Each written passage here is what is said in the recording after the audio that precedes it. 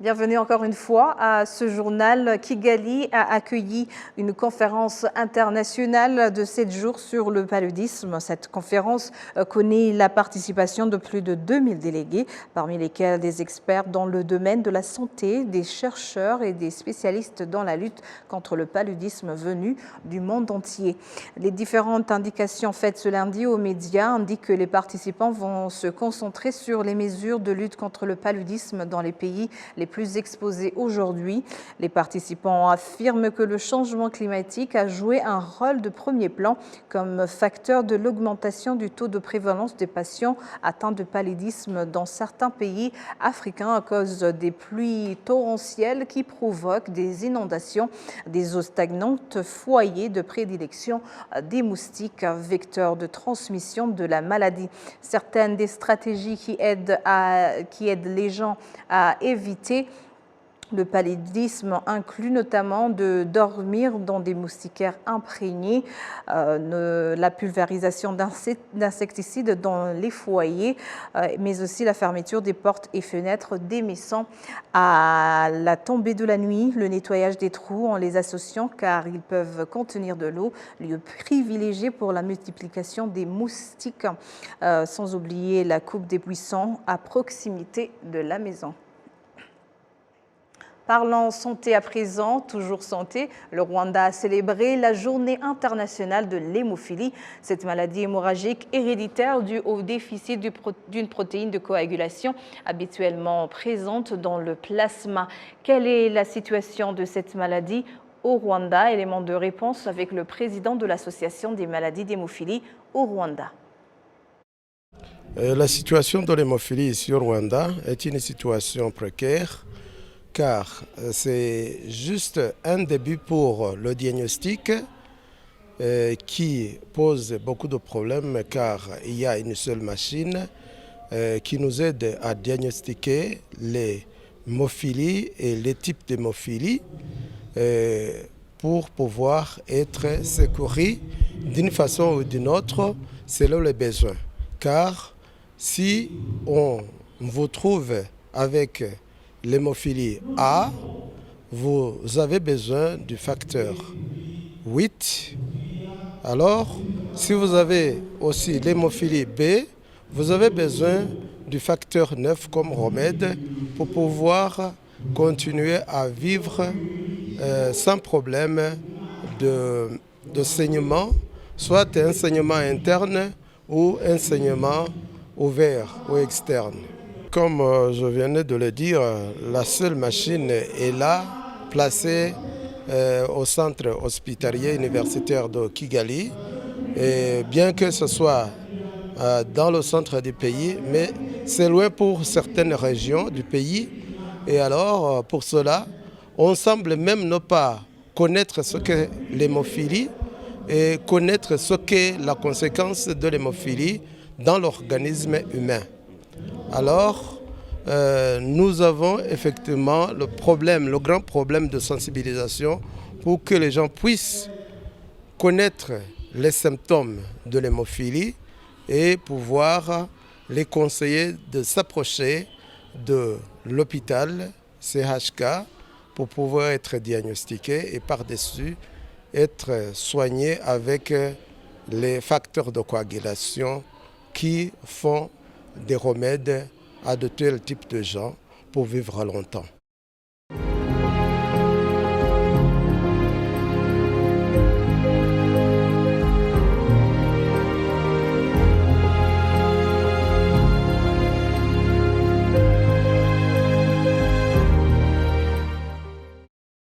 Nous sommes toujours dans les 100 jours de la 30e commémoration du génocide perpétré contre les Tutsis au Rwanda. Je vous propose ici un retour sur la date du 22 avril 1994, marquée par des massacres de milliers de Tutsis à travers tout le pays. Les détails avec Patrick. La date du 22 avril rappelle le massacre de Tutsis au centre d'études de langues africaines, c'est là à Kigali. Les Interahamwe ont sélectionné les hommes parmi les Tutsis qui s'étaient réfugiés au Sela et les ont tués sur instruction d'autorités dont faisait partie le préfet de Kigali, le colonel Tarsis Renzaho. Ce jour-là a eu lieu aussi les massacres de Tutsis au bureau de l'ancienne commune Houillé, dans l'ancienne préfecture de Butare, c'est au sud du Rwanda. Le même jour, ont été tués plus de 35 000 Tutsis et certaines victimes ont été brûlées vives après avoir été aspergées d'essence. Toujours au sud du Rwanda, le 22 avril ont eu lieu les massacres des Tutsis à Sovu, au monastère des Sœurs bénédictines et au centre de santé. D'autres Tutsis, entre 5 et 6 000 personnes, s'étaient réfugiées à la paroisse catholique de Rugango et à Gihindamuyaga. Parmi les responsables de ces massacres, il y avait entre autres les sœurs Consolata Mukangango et Julienne Mukabutera, condamnées en 2001 par la Cour d'assises de Bruxelles, respectivement, à 15 et 12 ans de réclusion. La date du 22 avril fait suite au 21 avril. La date est la plus meurtrière dans l'histoire du génocide perpétré contre les Tutsis au Rwanda, car plus de 250 000 Tutsis ont été massacrés ce même jour. D'après certains observateurs, l'ampleur des massacres a été accentuée par le fait qu'en le 21 avril 1994, le Conseil de sécurité de l'ONU, dans sa résolution 912, a réduit le mandat de l'ami noir à sa plus simple expression, ne lui laissant seulement que 250 militaires. Et pourtant, le général Roméo Dallaire, qui était à la tête de l'ami noir, envoyait chaque jour des rapports à l'ONU sur les massacres des Tutsis au Rwanda. Le général Dallaire considère que la communauté internationale générale a failli à sa mission. Les Nations Unies, ce n'est pas un pays. C'est 193 pays. Et quand 192 autres pays ne sont pas intéressés à mettre des ressources, qui considèrent que ce pays-ci n'était pas assez important, qui ne voyaient même pas que des abus de droits humains massifs, comme on a eu avec même un génocide, étaient assez significatifs pour déployer des ressources, pour donner les ressources aux Nations Unies. Parce que moi, quand je suis venu ici, j'ai été prêté par mon gouvernement ici. Les autres soldats appartenaient encore à leur gouvernement, mais prêtés aux Nations Unies dans un mandat qui était exceptionnellement limité, sans ressources, et avec l'espoir que les choses vont se résoudre avec l'accord d'une façon paisible. Mais ça a été une évaluation tellement fausse, tellement manquant de profondeur, qu'on s'est ramassé dans la catastrophe d'une guerre civile et un génocide. Et même à ça, des pays qui auraient pu me donner les ressources. Je ne dis pas que je n'ai pas fait des erreurs, je ne dis pas que les Nations Unies n'ont pas fait des erreurs, mais je dis que la communauté internationale, elle est coupable. Tous les autres pays qui auraient pu nous donner les ressources, ils ont refusé de nous donner les ressources. Et en se faisant, à part de 4 pays africains dont ils ne pouvaient même pas se rendre à cause que les pays qui avaient des ressources pour les transporter ne voulaient pas, alors tous ces autres pays-là doivent être tenus responsables pour la débâcle qu'il y a eu ici. Et dans ce contexte-là, les êtres humains n'ont pas été assez importants pour les intérêts personnels de ces pays-là de vouloir s'investir et prendre des risques de venir au Rwanda pour les aider. Ces dates du 21 avril rappellent surtout les massacres des milliers de Tutsis à Murambi, au sud du Rwanda. Alors que le génocide avait commencé dans les localités avoisinantes de Murambi, les Tutsis qui venaient de Mudasomwa, Kinyamakara, Musebeya et Muko et d'autres communes ont commencé à s'y réfugier. Les Tutsis qui venaient à Murambi avaient été exhortés par les autorités locales à s'y rendre tous pour, leur disait-il, que leur sécurité puisse être assurée, mais il s'agissait évidemment des mensonges. Au départ, les réfugiés Tutsis subirent des attaques d'Interahamwe qu'ils ont réussi à repousser en utilisant des pierres, mais dans la nuit du 20 au 21 avril, vers 3 heures du matin, les gendarmes ont commencé à lancer des grenades et à tirer sur les réfugiés Tutsis. Ensuite, les Interahamwe ainsi que des citoyens ordinaires armés de gourdins, de machettes et de lances de haches ont achevé tous ceux qui n'avaient pas été tués par les armes à feu ainsi que les blessés. Après ces massacres de Murambi, les tueurs sont allés à Kyanika le même 21 avril, où ils arrivèrent vers 10 heures du matin. Ont été tués près de 35 000 Tutsis, dont les corps ont été inhumés au mémorial du génocide de Kyanika. Le même jour, près de 45 000 Tutsis ont été tués à la paroisse catholique de Kaduha.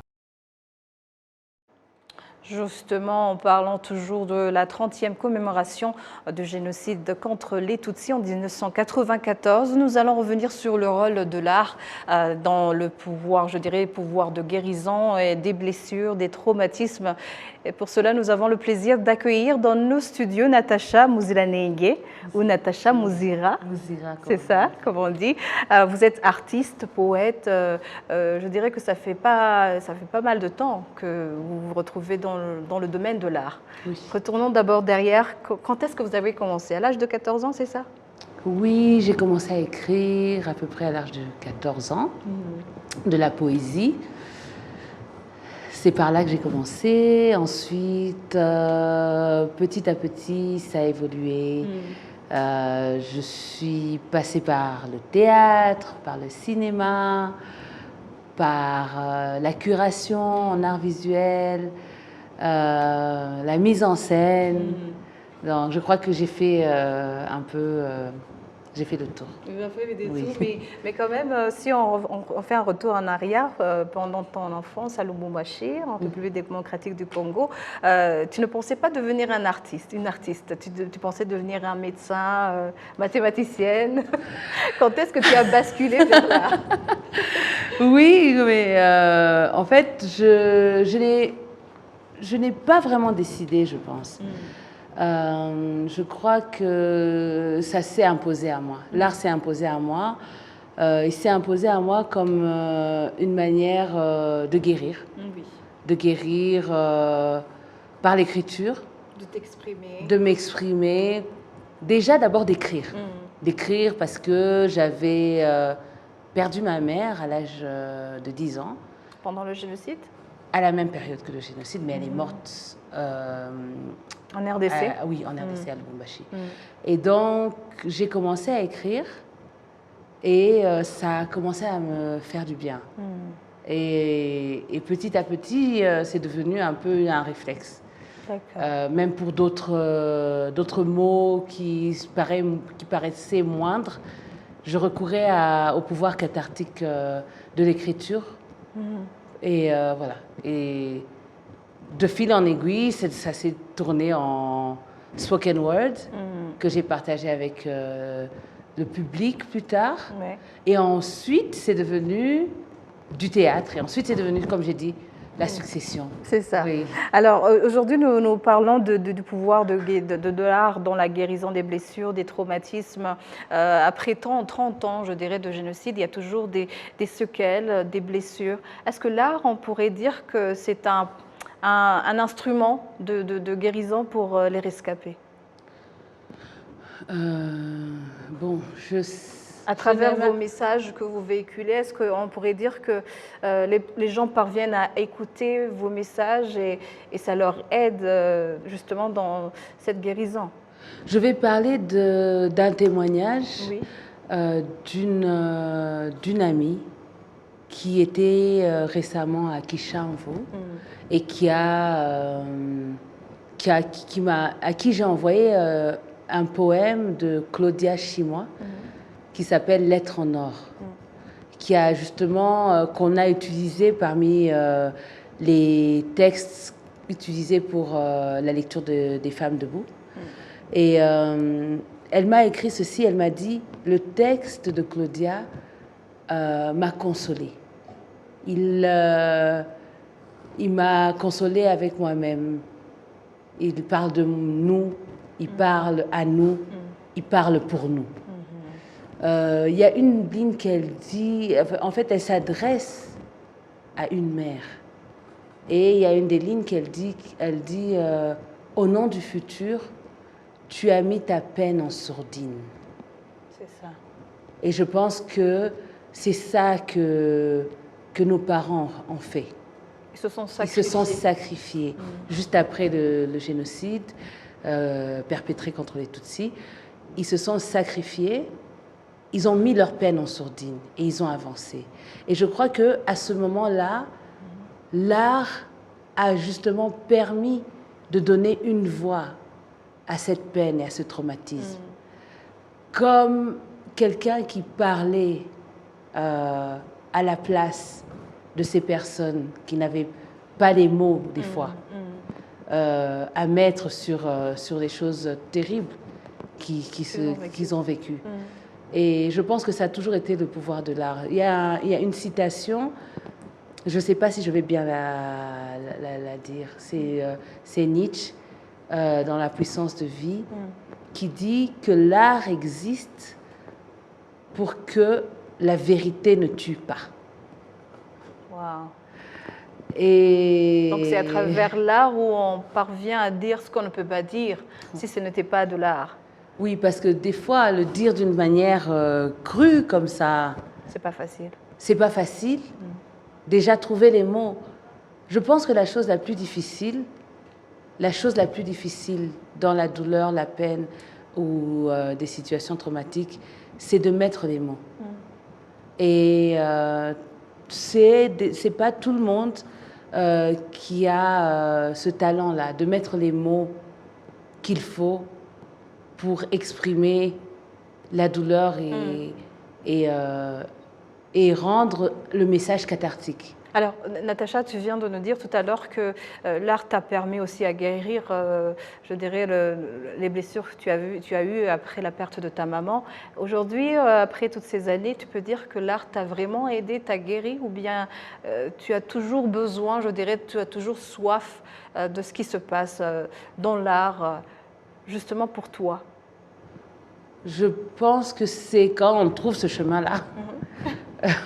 On se recherche toujours? Oui, parce qu'en fait, la perte, c'est ça, ça termine jamais. Il y a des phases.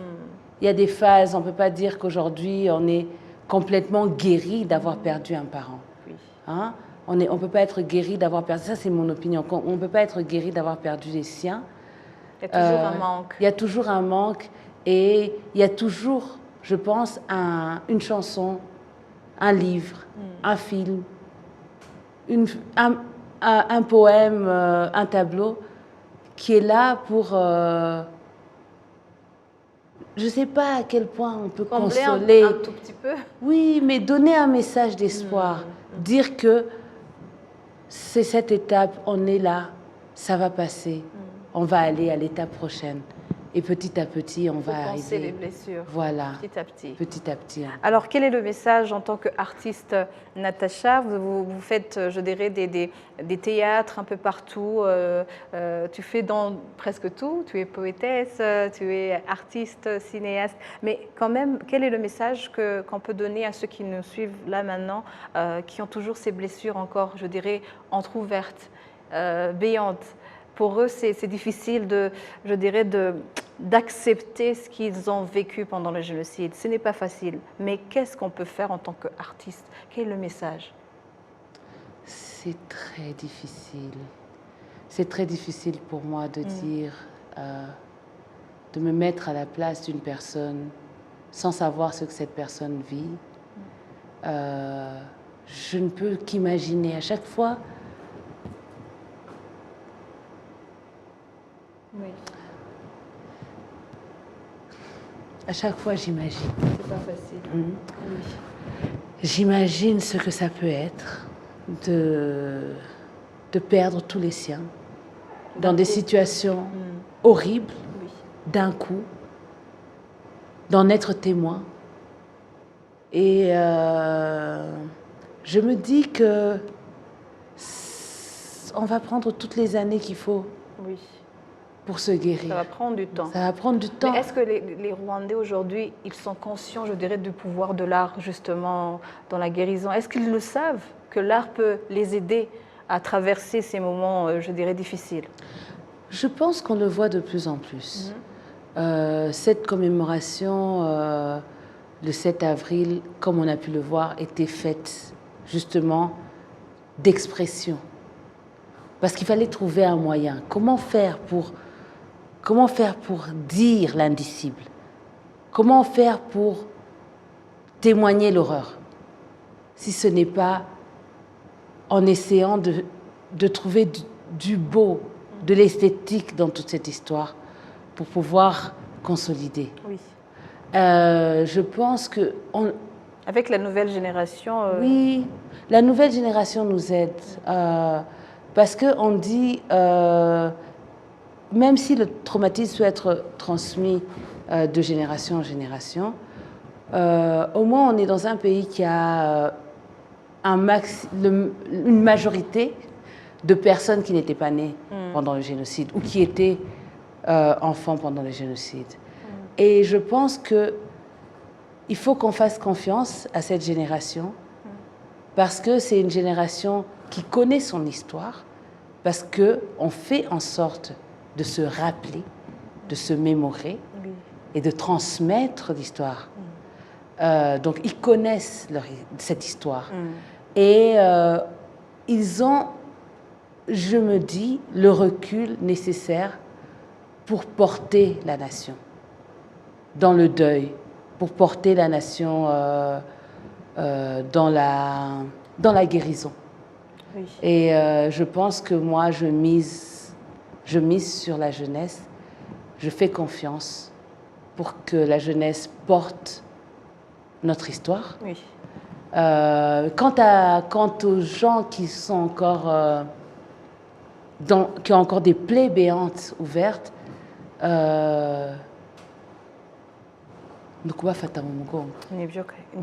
merci beaucoup en tout cas Natacha Muziranenge, comme on dit, vous avez Muzira Machenga, bien sûr. Merci d'avoir accepté notre invitation. Merci. Et j'espère que ceux qui nous ont suivis en ce moment même, l'art va les aider justement à guérir, à poncer les blessures, même si ce n'est pas directement.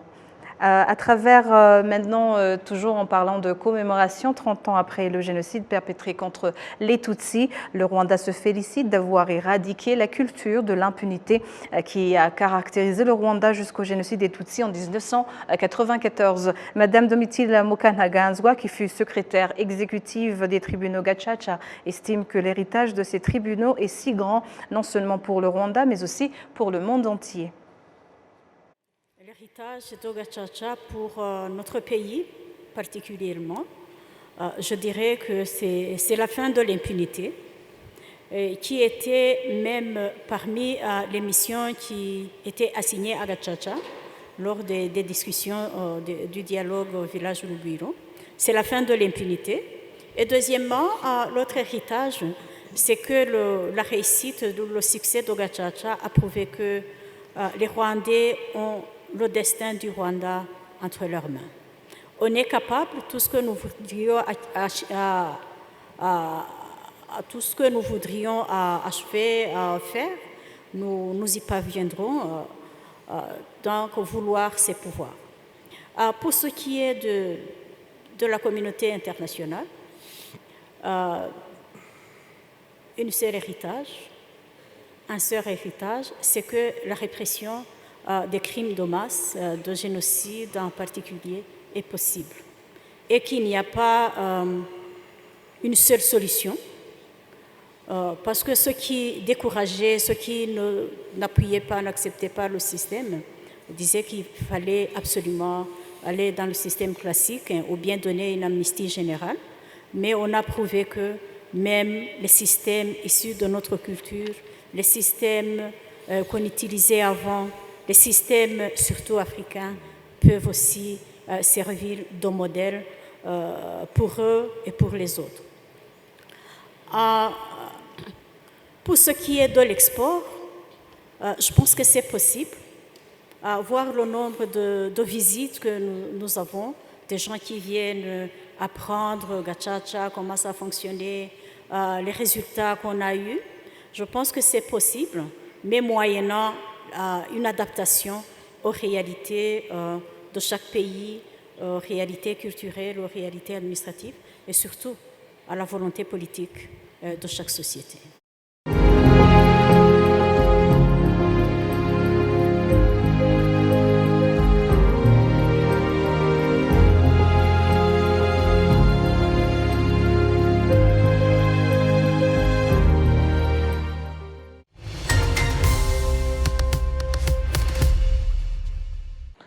Et c'est par là que nous achevons cette grande édition. Merci de l'avoir suivi. Au nom de toute l'équipe qui a contribué à sa réalisation, je vous remercie.